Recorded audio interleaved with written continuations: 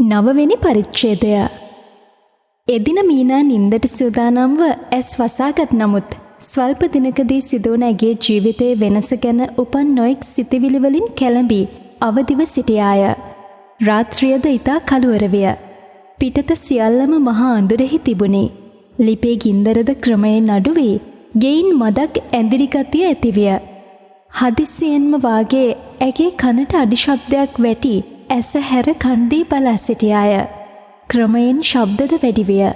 කිට්ටුවෙන්ම ඒ නික්මෙන්නාක් මෙන් දැනි අනිත් තුන්දෙනා නිදාවුන් දෙස එබී බැලුවාය.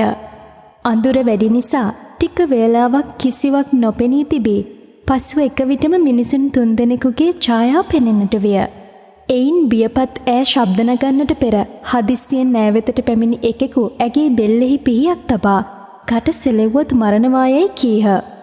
සීතල වූ ඒ ආයුධයේ තියුණු මුවහත ඈට දැනුනි. නළලෙහි දහඩිය පැන නැග්ගාය. සකල ශරීරය බයෙන් කම්පිත විය. එහෙත් සිහියෙන් විරහිත නො වූ ඇස් හැරගෙන ඒ අත බලමින් කල්පනා සහිතව සිටියාය. තවත් එකෙකු ලිප ළඟට පැන එළිය මදක් පත්තු කළේය. අනෙකා නිදාවුන් අය ළඟට ගොස් ඔවුන්ගේ මුහුණුවලට එබී බලා අතෙහි තිබුණු පිහිය එසෙව්වේය. මීනා ළඟ සිටි අයද ඒ දෙස බැලුවේය. ඒ ක්ෂණයෙහිදී ඔහුගේ අතට කසා නැගිට කොටි දෙනෙකුමෙන් මිනිමරුවා දෙසට පනිමින් මොර ගෑවාය. හදිස්සියෙන් පැවැත් වූ ඒ මහත් ශබ්දය නිසා ඔහුගේ පහරේ එල්ලය මදක් අඩුවිය. එහෙත් ඔහුගේ අත පහත හෙළුවා සමගම තියුණු වේදනාවකින් මෙන් ශබ්දයක් ඇතිවිය.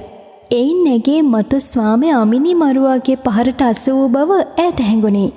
ඇගේ පළමු හඬින් අවදි වූ අනෙක් තරුණයා ඇසිල්ලකින් සියල්ල තේරුම්ගෙන එක පහරින් මේ ක්‍රූර මිනිමරුවා බිම හෙළුවේය.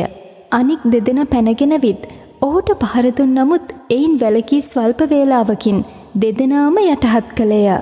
ඔහුගේ ශක්තිමත් වූ බාහුවෙන් ගැසූ පහර යකඩයකින් ගසන ලද පහරමෙන් දරුණු විය. ඔහු දැනගෙන සිටි සරඹද ඒ ප්‍රස්තාවයේදී ප්‍රයෝජනවත් විය. ඒ හේතුවෙන් දෙවෙනි මිනිමරුවාගේ පිහිය පාරෙන් බේරී පිහිය සහිත උගේ අත අල්ලා මැණික් කටුව ළඟින් බිඳ ඌ සම්පූර්ණයෙන්ම දුර්වල කරන්නට හැකි විය. මෙසේ පරාජය වූ ඔහු තුන්දෙන එක විටම දුවන්ට පටන් ගත්තෝය. එකෙකුගේ පය පටලැවී බිම වැටුණේය. අනික් දෙදෙනා අවාසනාවට මෙන් කිට්ටුව තිබෙන ගුහාමුඛය දෙසට දිව්වාහුය. තරුණයාද උන් ලුහු බඳවාගෙන ගොස් දෙදෙනාම අන්ධකාරයේ ප්‍රපාතයෙන් වැටෙනවා දැක හැරි එන විට තුන්වෙනියා දුව එනවා දුටුවේය. ඔහුගේ සමාගම්කාරයන් හට සිදු වූ දේ ක්ෂණයෙන් දන්වා ඌ මරණයට යන්ට නොදී නවතා නැවතත් ගුහාවට එක්ක ගියේය. ඉන්පසු තුවාල වූ තරුණයා කෙරෙහි ඔවුන්ගේ කල්පනාව ඇතිවිය. තුවාලය පපුවට පහළ දකුණු පැත්තේ ඉරනම් ළඟ විය. එයින් ගලා තිබුණු ලේදුටු ඔවුන් සියලු දෙනාම බය වූවෝය. ඔහුද සිහියෙන් තොරව සිටියේය. තුවාලය පරීක්ෂා කර බලා එය මරණීය නොවන බව දැනගත් ඒ ධෛර්යමත් තරුණයා අනිත් අයව හැඬුම් දෙඩුම් වලට ඉඩ නොදී වහාම කැලයට ගොස් ඖෂධ වර්ගයක් ගෙනවිත් තුවාලයේ තබා ලේ වැගිරීම නැවැත්තුවේය. ඔහුගේ ඇඟද පිස දමා වෙන රෙද්දක් පොරවා මීනාගේ සාත්තුවට බාරකොට එයින් ඉවත් වී සොරුගෙන් කාරණා විමසන්ට පටන් ගත්තේය. ඌ මුල සිටන් සිදු වූ සියල්ල කීවේය. තරුණයාට තුවාල කළ උගේ මිත්‍රයා එහි සිටින ඒ තරුණිය රූපලක්ෂණය දැක ඈ ගෙදරින් උස්සාගෙන ආ සැටිත් ඈ නැති වූ පසු උන් දෙදෙනාත් කැටිව වනයේ සෑම තැනම බලබලා ඇවිද්ද සැටිත් දිනක් උන්ට ඒ ස්ථානයේ අසල මනුෂ්‍ය කටහඬ ඇසී එහි නැවතී පරීක්ෂා කර පසු ඒ තරුණයන් දෙදෙනා ගමන් කරනවා දැක ඒ මාර්ගයේම ගමන් කොට ගුහාව බලාගත් සැටිත් විස්තර කොට කීයේය. ඒ සියල්ල අසා සිටි තරුණයා කියන්නේ දැන් ඉතින් තොගේ යහළුවන් දෙදෙනාටම උන්ගේ ක්‍රූර ගතිවලට විපාක වශයෙන් ක්‍රූර වූ භයානක වූ දුක් සහිත වූ මරණයක් අත්විය. ඒ පාතාලයට වැටුණා වූ උන් ජීවත් වුවහොත් ඒ ආශ්චර්යකි. එයින් උන් මැරුණායයි මම කල්පනා කරමි. තොටත් අත්වෙන්ට තිබුණේ ඒ මරණයමයි. නමුත් තොගේ හේතුවකින් එයින් මිදුණා. දැන් ඉතින් තොට කළ යුතු අච්චුව කුමක්දැයි ඇසීය. මහල්ලා එතැනට පැමිණ මූට දැන් මෙයින් පිටත් වෙන්න දීම යුතු නෑ. ඌ අප ඉන්න තැන ගැන අනිත් අයට කියා අපට විපත්ති පමුණුවනවාට ශංකා නැහැ. ඒ නිසා මූත් ඒ ප්‍රපාතයෙන්ම පෙරලා උගේ මිත්‍රයන් සම්මුඛ වෙන්න අරින්ට ඕනෑයයි කීය. ඒ ගැන බයෙපිද වෙවුලන්නට පටන්ගත් සොරුද අනේ පින්වත් තමුන්නාන්සේලාට පින් අයිති වේවි. මා නොමරා ඉතුරු කළොත් මගේ ජීවිතේ තිබෙනතුරු ඔබ වහන්සේලාට වැඩ කරගෙන සිටිමියයි බැගෑපත් හඬින් කීයේය. මීනාද ඒ කතාව අසා සිට අසරණවන්තයා කෙරෙහි දයාව උපදවා අනේ මේ අසරණවන්තයා මරණයට පත් කළායින් අපිට ඇති ප්‍රයෝජනය මොකද? මූ සමහර විට හොඳ විශ්වාසයකෙක් වෙන්ට හැකි. මුගේ සමාගම නරක් වුණායින් මූ නරකත්තට හැරී තිබේ. මූට ජීවිත දානයේදී මෙහි නවත්වාගෙන ටිකක් පරීක්ෂා කර බලා පසුව යමක් කරනවා නම් සෑහේයයි කීවාය. තරුණයාද එගේ කීමට එකඟව මෙසේ කීයේය. බලාපිය, තොගේ ප්‍රාණය දැන් හරියට නූල් පැටකින් එල්ලෙමින් තිබෙන එකක් සමානය. මොහොතකදී පරලොව රසය බලන්ට තා පිටත් කර යවන්ට පුළුවන් වෙයි. නමුත් එහිදී තට තික්තම ලැබෙන බව තෝම දන්නවා ඇති. ඒ නිසා තෝ තව ටික කලක් ජීවත් වී කල නපුරු දේ ගැන කනගාටු වී හොඳ ධර්මිෂ්ඨ ජීවිතයක් ගත කරන්නට මීට පසු උත්සාහ කරපිය. දැන් ඉතින් තෝ පොරොන්දු වෙච්ච තගේ ජීවිතයේ තිබෙනතුරු අපට වැඩ කරගෙන අපේ මේ ස්ථානය ගැන කිසිවෙකුට නොදන්වා අපට හිත ඇතිව අපේම කෙනෙක් වාගේ ඉන්නවාය කියා. ඌ ඊට පොරොන්දු වෙමින් ජීවිතයේ තිබෙනතුරුම දාසකම් කරගෙන සිටින බව කියා දොහොත් මුදුනේ තබා වැන්දේය. ඒ සොරු සමග කතා කරන කල මීනා ඒ තරුණයාගේ ලීලාව බලා සිටියාය. ඔහු තේජස් සහිත වූ බල පරාක්‍රමය ඇති වූ සෙන්පතියෙක් මෙන් නිර්භීතභාවය පෙන්වුවේය. ඔහුගේ දිලිසෙන ඇස්වල මිනිසුන් සටහන් කරන බලය පිහිටා තිබෙන බව ඈට පෙනුනි. ඔහුගේ වචනද ස්ථිර වූ පැහැදිලි හඬකින් කියන ලදී. ඒ ඇසූ සොරු වෙවුලමින් තැතිගනිමින් ඊට යටහත් පිළිතුරු දුන්න එකද ඈට පුදුමයක් නොවීය. රාත්‍රිය ඉක්මයන්ට ප්‍රථම තුවාලකාරයාට උණගත් බව මීනාට පෙනුනි. විටින් විට ඔහු මව්පියන් ගැනද කතා කරන්නට විය. ඔහුගේ බාලකාලයේ සෙල්ලම් ගැනද ඇතැම් විට කතා කළේය. පසුදා දවල් කාලය මුළුල්ලේම ඔහුට හරි සිහියක් නායේය. සවස් වෙන්ට උණ වඩා සැරවිය. ඒ දුටු මීනාගේ සිත දුක් වේදනාවෙන් පිරුණ. එහෙත් ඒ ඉවසාගෙන කටයුතු සාත්තු සමත්තු සියල්ලම ඊතා සැලකිලි සහිතව කළාය. එදින රාත්‍රියේහි මහල්ලා ඔවුන්ට කතා කොට ඒ තුවාලකාරයා එහි නවත්තා ගැනීම යුතු නොවන නිසා ඔහු එතනින් නුවරට ගෙන යාමට උපායක් යොදාගත යුතු බව කීයේය. මීනා සහ තරුණයාද යාම ගැන සතුටු වූ හේයින් ඒ ගැන වැඩිදුරටත් කතා කොට ඒ අලුත ලැබූ වැඩකාරයාගෙත් උදව් ඇතිව ඔහු උස්සාගෙන යාමටත් පසුවදා උදේ පිටත් වීමටත් තීන්දුව කරගත්තෝය. එළිවන යාමේදී ඔහුගේ උනද මදක් සහනය විය. ඔහු වටපිට බලා ඔවුන් සමග කතා කරන්නටද විය. නමුත් ස්වල්ප වේලාවකින් ඊතා වෙහෙස වූවක් මෙන් ඔහු නැවතත් ඇස් පියාගෙන නිශ්ශබ්ද වූයේය. තීන්දුව කරගත් ලෙස ඔහුත් රැගෙන ඔවුන් සියලු දෙනාම එයින් පිටත් වූහ.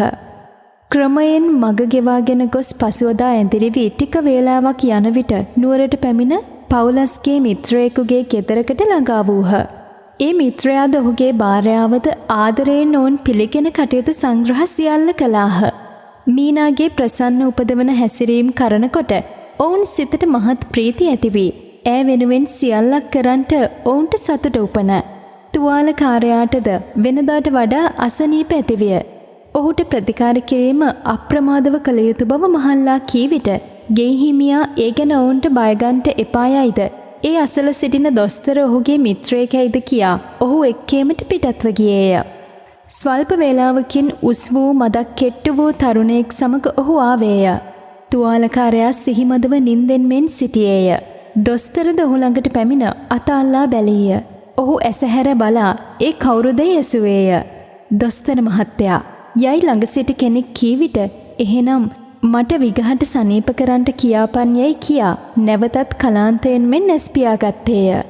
දොස්තරද ඔහු ඇස් හැරි විට මුහුණ බලා පුදුමයෙන් පස්සට පැන ඔහු කී වචනසා ඩැනි මේ උඹද කියා අතගෙන සෙලෙව්වේය. ඔහු නැවතත් ඇස් හැර කවුද මගේ නම කියා කතා කළේ කියා ඇසුවේය. ඩැනි මම කතා කළේ බලාපන් මා අඳුනන්නේ නැද්ද? මම හැරී වික්‍ර උඹේ යාළුවා යයි උත්තර දෙන ලදී. ඔහු නැවතත් ඇසහැර ටික වේලාවක් බලා හිඳ සුසුම් ලමින් අඳුනන බව කියා ඇස් පියාගත්තේය. එවෙලෙහි ඇසින් ගැලූ කඳුළු බිඳු කොට්ටේට වැටුණා ඔවුන්ට දකින්ට ලැබුණි. ඔහුගේ සිත කැළඹුණ බව දුටු දොස්තරද බෙහෙත් වතුරක් දී රෑ කීප විටක් එය පොවන්නටද ලෙඩාට නිශ්චලව රෑගත කරන්නට හරින්නටද කියා ඔහු පහවදා එහි පැමිණෙන බව දන්වමින් එයින් පිට වී ගියේය.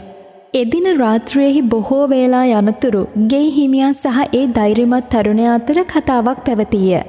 ඔවුන් මැද ඒ සොරුගේ සිටීම සුදුසු නොවන හේයින් ඌ පිටකර හැරීම ගැන කල්පනා කරන අතර මහල්ලා පැමිණේ තුවාලකාරයාව සනීප වීමට කීප දවසක් යන්න ඕනෑ බවත් ඔහු කැලෑවාසයට යන්න සතුටු බවත් කීයේය. ඒ අසා සොරුත් එහි යැවීමෙන් ඔවුන්ට නිදහස ඇතිවෙයි කියා එසේ කිරීමට තීන්දුව කරගෙන ඌ ඉදිරියට ගෙන්වා ඌට නිදහස දුනහොත් කුමක් කරන්නේදයි ඇසුවෝය.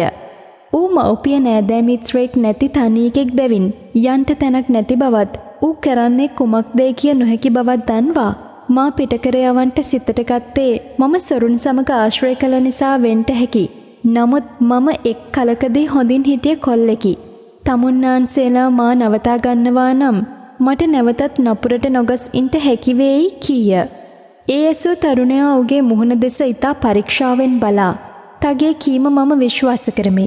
ලෝකයේ වැඩි දෙනා නරක වෙන්නේ උන්ට කරන්ට සෑහෙන යමක් පළ නොවීමෙනුත් දුෂ්ටයන්ගේ ආශ්‍රයට පත්වීමෙනුත්ය. තෝ හේතුවන්ත විශ්වාස ඇති කොල්ලෙක් බව තොගේ මුහුණෙන් පෙනෙන්ට තිබේ. තෝ මා එනතුරු මාගේ සුළුපියාණනුත් බලාගෙන හොඳින් සිටපියයි අවවාද කොට යන්ට හැරියේය. ඒ කාරණේ එසේ තීන්දුව කොට තුවාලකාරයා ගැන කතා වී ඔහුට ඒ මිත්‍ර වූ දොස්තර ලවා පහසුවෙන් ප්‍රතිකාර කරවා ගැනීම හැකි බවත් ඔහු ස්පිරිතාලයට ගෙන නොගොස් එහිම නවත්වා ගන්නට පුළුවන් බවත් තීරණය කර ගත්තෝය. පසුවදා උදය මහල්ලා සහ සොරුද පිටත්ව ගියෝය. ලෙඩාද රාත්‍රියෙහි සුවසේ නිදි ලබා උදැසන මදක් සනීපෙන් නැගිට්ටේය. ස්වල්ප වේලාවකට පසු දොස්තරද පැමිණියේය. ඔහුගේ පුරුදු මුහුණ දුටු ලෙඩාගේ ඇස් කඳුලින් පිරින. ඔහු සෙමෙන් කතා කරමින් හැරි ඊයේ රෑ තිස්සේම මම උඹ ගැනමයි කල්පනා කළේ. උඹ මෙහි හිටිය එක මගේ හේතුව නොවේද? ඉතින් බලාපන් මගේ තුවාල බයවෙන්ට ඕනෑ වද කියා ඇසුවේය. දොස්තර ස්වල්ප වේලාවක් පරීක්ෂා කොට බලා බයගන්ට කාරණා නැති බවත් තුවාලවලට මුලදී පිළියම් නොලැබුණ බැවින් සුවවීමට ටික දවසක් අල්ලන්ට හැකි බවත් කීයේය. ඒ ඇසූ ඔහුගෙන් තද වී තිබුණ හුස්මක් පිටවිය. තුවාලය ගැන ලොකු බරක් ඔහුගේ සිතේ තිබෙන්ට ඇති බවත් එයින් පෙනී ගියේය. දොස්තරද තුවාල සෝදා පිරිසිදු කොට බෙහෙත්ලා බැඳ අනික් අය ඉදිරියෙන් පිට වූ පසු ඒ තුවාල ලැබූ සැටි සහ ස්කෝලයෙන් අහක් වුණාට පසු ඔහු කාලය ගත කළ සැටිත් ඇසුවේය. ඒ සියල්ලම ඇති සැටියේම කියූ පසු දොස්තර කතා කරමින් ඩැනි උඹ වගේ මෝඩයෙක් මට දකින්ට ලැබුණේ නැහැ. උඹ ඉස්කෝලේ අද්දිත් ඉගෙන ගැනීම ගැන කිසිත් නොසලකා චණ්ඩිකම් කරමින් සිටියා මට මතකයි. ඉන්පසු උඹ සෑහෙන රක්ෂාවකට නොබැඳී වල්කම් කරලා තිබෙන බව පෙනේ. උඹේ පියාණන්දෑට සල්ලි භාග්‍ය තිබෙන නිසා හොඳයි. ඉතින් දැන් උඹ කරගත් මෝඩකම සේරටම වැඩි. උඹේ තරාතිරමට සෑහෙන වැදගත් තැනකින් හොඳ කසාදයක් බැඳගන්නේ නැතුව මේ කවලන් කෙල්ලෙක්ට ආලය වීම උඹට කොහෙත්ම නොසෑහෙයි. උඹ තරහ වුණත් මට කියන්නට තියෙන ඒවා නොකියා බෑ. දැන් මේ විහිළුව දුර යන්ට නොදී නවතා ගන්නයි කීයේය. හා උඹට ඔහොම කියන්ට ලේසි. නමුත් ඇගේ ලක්ෂණ දුටුවොත් උඹට දැනුමුතුකම් කියන්ට මට සිද්ධ වේවි. ඇරත් ඈ මට සැලකූ අන්දම සිහි වෙනකොට ඈ මට අත්හරින්ට සිත් එන්නේ නැතයි ඔහු උත්තර දෙමින් කීය. චී මොන පිස්සුද? ලක්ෂණ ගැන මිනිස්සු ඔය තරම් රැවටෙනවාද? ඇගේ අලංකාර හැම ගලවා ඇතුළත බැලුවොත් කදිම ලක්ෂණයක් උඹ දකීවි. සමහර විට තූතූ කියා උඹේ පුදුමය ප්‍රකාශ කරાવી. ඔය අලංකාර සම හැමදාම පවතිනවාද? වයසට යනකොට රැලි වැටි දුර්වර්ණ වී පිළිකුල් භාවයට යන්නේ නැද්ද? වසූරියා ආදී රෝගයක් සෑදුනහොත් තරුණ කාලයේදීම අලංකාරය නැති වෙනවා නොවේද? චීචී මේ තරමට උඹ හැමට වහල්ව සිටිනවාද? ඔය මෝඩකම කරගන්නට එපා. ඈ උඹට සැලකුව එක විශ්මයක් නොවේ. උඹ වගේ තරුණයෙක් ලබා ගැනීමට කොයිම ස්ත්‍රියක් වුවත් අසතුටු වේයයි නොසිතමි. දැන් හොඳට කල්පනා කර බලාපන්. උඹ ඈ කසාද බැඳගත්තාම උඹට වෙන්නේ මොකද? පළමු කොට උඹේ පියාට එය අසන්ට ලැබුණු හැටියේම සියලුම දේපල උඹේ සහෝදරියට ලියා දේවි. උඹ තඹ කාසියක් නැති හිඟන්නෙක් වෙනවා. උඹට සෑහෙන රක්ෂාවක් ඇත්තෙත් නැහැ. එතකොට මේ ලක්ෂණ ස්ත්‍රී අරගෙන උඹ තනින් තන යමින් ජීවිකාව කරගන්නට බලාවි. අන්තිමේදී ඈත් හිඟමනටපත් කර උඹත් හිඟමනටපත් වෙයි. දෙදෙනාටම දුක් විඳින්න වෙනවා. ඇගේ ලක්ෂණ ක්‍රමයෙන් නැති වී යනවා. උඹේ සිත ක්‍රමයෙන් අඩු වෙනවා. පසුව ඇගේ පැවැත්ම පවා උඹට බරක් වෙනවා. එතකොට උඹේ ක්‍රියාව ගැන උඹට සිතෙන්නේ මොනවාද? උඹේ සිත බය කිරීමට මේ භයානක සිතියමක් උඹට පෙන්වුවා යයි සිතන්ට එපා. ලෝකයේ දවස්පතාම වගේ අපට දකින්න ලැබෙන රූප මේවා තමයි. මමත් ලෝකය පුරුදු වූ ගෑනු ගැන දන්නා මිනිහෙකි. ඒ නිසා මගේ කීම අහපන්. කෑම බීම ඇඳුම් පැළඳුම් ආදී සැපසුවන්දි හිරිහැර නැතිව ලැබෙන තුරු ගැහැණු සතුටින් හිමියා කෙරෙහි ඇලුම්ව සිටිති. හිඟපාඩු වෙන්ට සිතේ ඇල්මත් පාත බසී. හිමියා නැතිව සිටින්ට පුළුවන් නුවත් ඒ ලෙහෙසි පහසු නැතිව සිටින්ට උන්ට නොහැකි වේ. එහෙයින් ඒ ලැබීම පිණිස ස්වාමියා නොතකා පුරුෂයන්ගේ ආශ්‍රයටද පවා යති. ඕනෑනම් තව විස්තර කොට නම්ගම් වශයෙන් මම අහපු දැකපු කාරණා කියන්න පුළුවනි. ඒ නිසා උඹොයි මෝඩකමට නොබැඳී සිහි ඇතිව ක්‍රියා කරපන්යයි කියා දොස්තර ඔහුගේ මුහුණ දෙස ඇසිපිය නොහෙලා බලා සිටියේය. ඔහුගේ මුහුණෙහි කැළඹුණ ස්වභාව ඇතිවිය. ඔහු වටපිට බලමින් නලල අතින් පිරිමැද මිත්‍රයා දෙසට හැරී ඔහුගේ කරුණාවන්ත වචන ගැන තරහවීම යුතු නොවන බවත් පියාගෙන්වත් නෑදෑ මිත්‍රයෙක්ගෙන්වත් යමක් නොලැබුණාට ඒ වනයේ වාසය කරන්නට හැකි බවත් සෙමින් කීයේය. ආහා, එහෙනම් ඔබ පටන් ගත්තේ ඉන්ට හිටින්ට තැනුත් බලාගෙනයි කියා දොස්තර හිස සොලවා කල්පනා කරමින් සිට. උඹේ මිත්‍රයින්ට විරුද්ධව යමක් කිරීම හරි නැහැ. නමුත් අපේ මිත්‍රකම ඊටත් පරණ බැවින් මට කියන්න තිබෙන ඒවා කියමී කීය. උඹ තනියම සිටිනවා නම් වනය අපහසු ස්ථානයකයි මම නොකියමි. නමුත් ස්ත්‍රියෙක් සමග සිටින විට සත්තකින්ම ඒ දුෂ්කර ස්ථානයක් වෙයි. ලෙඩ දුක් ආදියෙහිදී, දරුවන් ඇතිවීමෙහිදී වනයේහි වාසය නොහැකි වේ. ඇරත් උඹ සිටින්ට අදහස් කරගෙන සිටින ස්ථානයේහි තවත් තරුණයෙක් සිටිනවා නොවේද? ඔහු උඹට වඩා ලක්ෂණින්වත් සිහිනුවණින්වත් අඩුයයි මම නොකියමි. නමුත් ධෛර්යයෙන් නිර්භීතකමින් උඹට වැඩි බව සත්තකින්ම කියමි. ස්ත්‍රීන් කැමතිවන්නේ එහෙම අයටයි. උන් දුර්වල වර්ගයක් බැවින් ධෛර්යමත් අයට ආශාවීම සිරිතකි. උඹේ මීනත් ස්ත්‍රියෙක් යයි සිතමි. එහෙන් උඹ එහි වාසය කළහොත් උඹට ලැබෙන දුක අප්‍රමාණ වෙයි. මව්පිය නෑදෑ මිත්‍ර මනුෂ්‍ය සමාගම සියල්ලම අතහැර ඒ උඹේ මුළු ලෝකය කරගෙන කැලයට විත් ඇගේ ආලය උඹට තනිකර නොලැබෙන්නට සිටිය විට උඹට කුමක් සිතේවිද? උඹ ඊර්ෂ්‍යාවන්තයෙකි, නිතරම සැක ඇති කෙනෙකි. උඹේ ස්වභාව මම හොඳාකාර දනිමි. ඒ නිසා උඹ මගේ කීම ගනින්. ඔය වගේ නැත්නම් ඔයිට වඩා දෙතුන් ගුණයක් ලක්ෂණ ඇති අපේ තරාතිරමට ගැහෙනු සිටිති. උඹට සනීප වූ හැටියෙම මම කිහිප දෙනෙක්ම පෙන්වා දෙමි. ඉතින් සැබෑවටම උඹ ඔය ගෑනිට ආදරේද? ඒ ප්‍රශ්නය ඔහු ඔහුගේ සිතින් මීට පෙර විමසා නොතිබුණ බැවින් එක විටම පිළිතුරු දීමට නොහැකි විය. ඈ සම්මුඛ වූ තැන් පටන් ඈ ගැන ඔහු ප්‍රසන්න බවත්, ඉන්පසු ඇගේ සමාගමෙහිම සිටි බැවින් ඒ ප්‍රසන්නතාවය වැඩි දියුණු බවත්, එවක් පටන් ඔහුට වෙන ස්ත්‍රියෙක් මුණ නොගැහුණු බවත් සිතී ගියේය. මෙසේ පිළිතුරු ප්‍රමාද වන දුටු අනිත් අය කියන්නේ, හා මම සිතුවේත් ඔය ටික තමයි. උඹට ඈ පුදුම විදිහකින් සම්බමුණේය. ඇගේ ආශ්‍රයත් පුදුම විදිහට ඇති වුණේය. උඹේ සිතෙහි ඇති වී තිබෙන්නේ ඈ කෙරේ මිත්‍රයකම පමණයි. ආලය කියන වේගවත් ගැඹුරු ගුණය නොවේ. ආලය හරියාකාර ඇතිව ස්ථිර ලෙස පවතින්නට පුළුවන් වන්නේ සමාන වූ අදහස් ඇති, සමාන වූ ගෝත්‍ර ඇති අය කෙරෙහිය. මේ උඹේ සිතෙහි පවතින සතුට ක්‍රමයෙන් නැතිවේ. ආශාව ක්‍රමයෙන් මැකේ. ඉන්පසු උඹට ඇතිවන්නේ දුකයි, සැප නොවේ. ඒ නිසා මම දැන් කීව ඒවා හොඳට කල්පනා කර බලාපන්.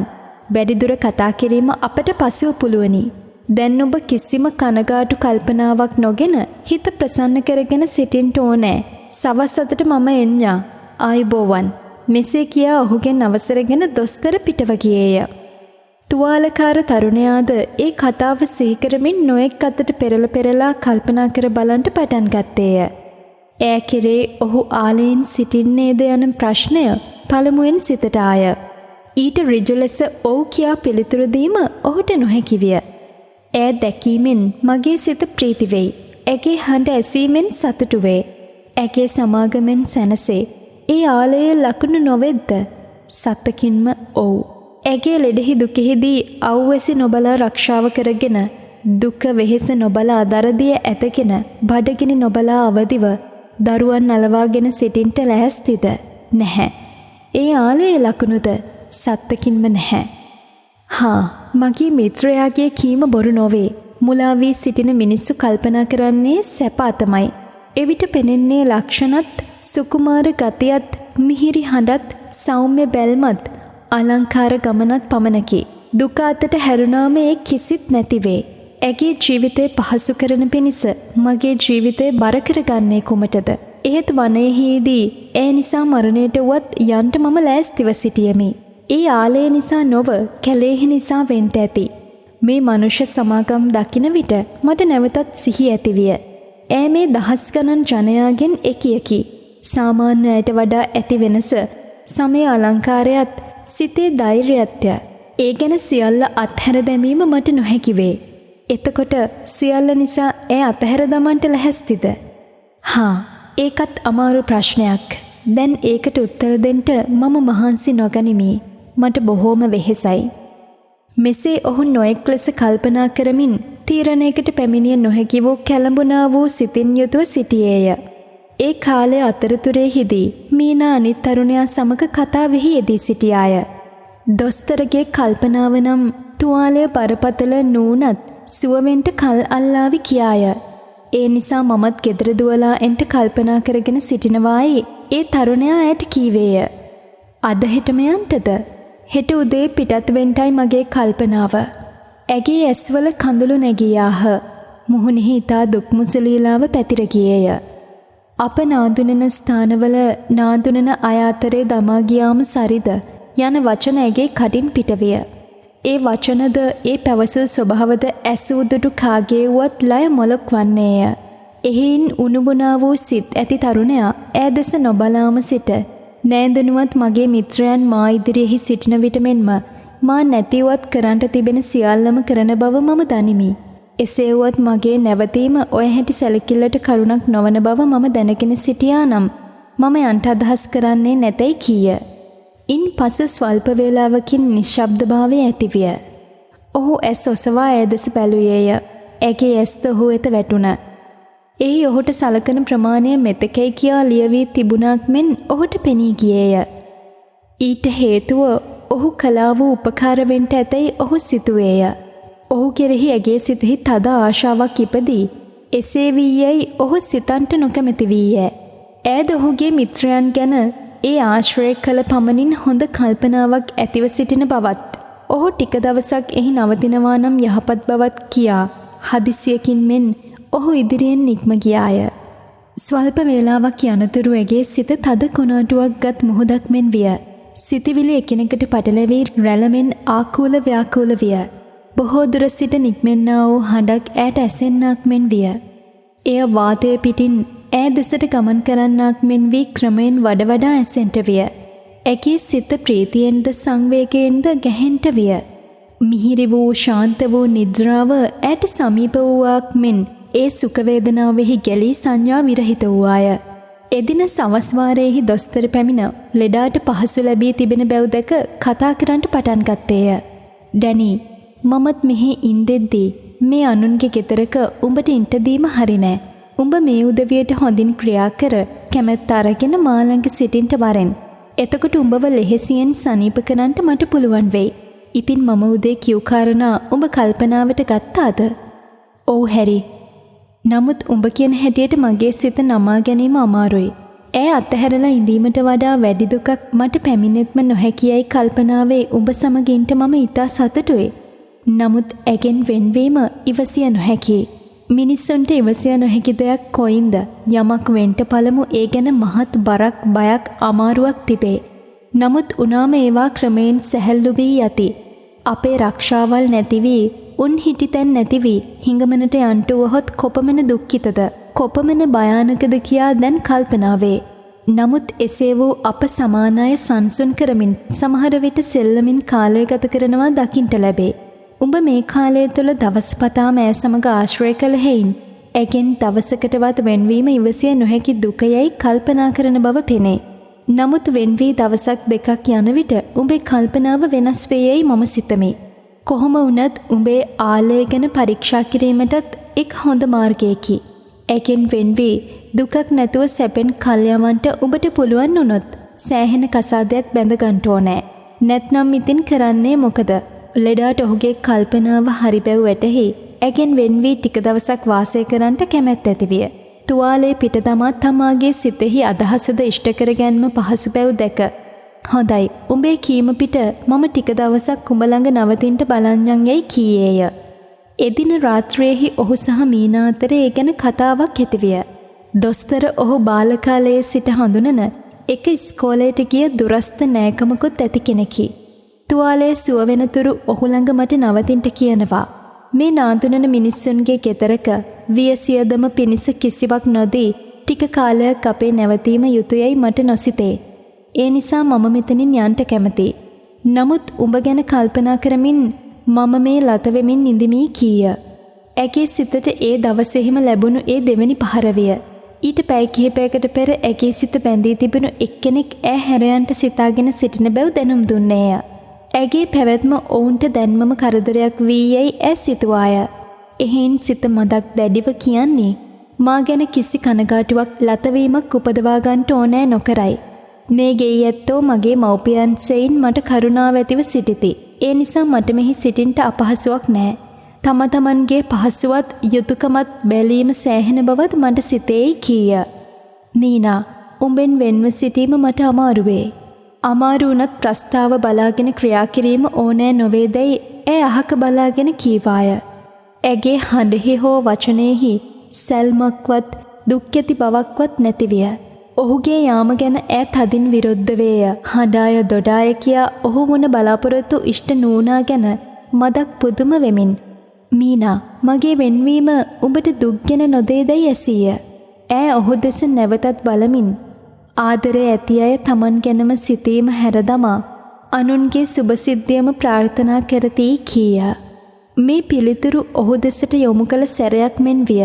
එයින් ඔහුගේ සිත පහසුව සහ ශරීර සුඛය ගැන ඇගේ ඇති ප්‍රසන්නතාවය ප්‍රකාශ කළාක් මෙන්ම ඈට දුක් ඇති බවත් ඒ දුක් ගැන ඈ නොසලකන බවත් එළිදරව් විය. ඒ අතරම ඔහුගේ සැපය බලාගෙන ඈ දුකෙහි දමා යන හේයින් ඔහුගේ ආදරයේ අල්පභාවයද ඔප්පු වී යයි ඔහුට සිතේ ගියේය. ඒ ගැන ලැජ්ජා වූ ඔහු මීනා, මම කොපමණ සිත්පිත් නැති කෙනෙක්ද? මගේ සැපයම බලා උඹ හැරලා යන්ට යෝජනා කිරීම කොපමණ ක්‍රූරකමක්දයි කීය. ඔහුට වැඩිදුර කතා කරන්නට ඉඩ නොදී මීනා කාරණා කියන්ට පටන්ගෙන ඔහුගේ වෙන්වීමෙහි කිසිම ක්‍රූරකමක්වත් වැරැද්දක්වත් නැති බවත් ලෙඩ ඉක්මනට සුව කර ගැනීම දෙදෙනාගේම සැපතට ප්‍රධාන කාරණය බවත් පැහැදිලි කර ඔහුගේ සිත යාමටම පෙළඹුවාය. ඊට දවසකට පසු ඔහු දොස්තර සමග වෙසීමට ගියේය. එදිනම අනික් තරුණයාද වනවාසයට පිටත්ව ගියේය.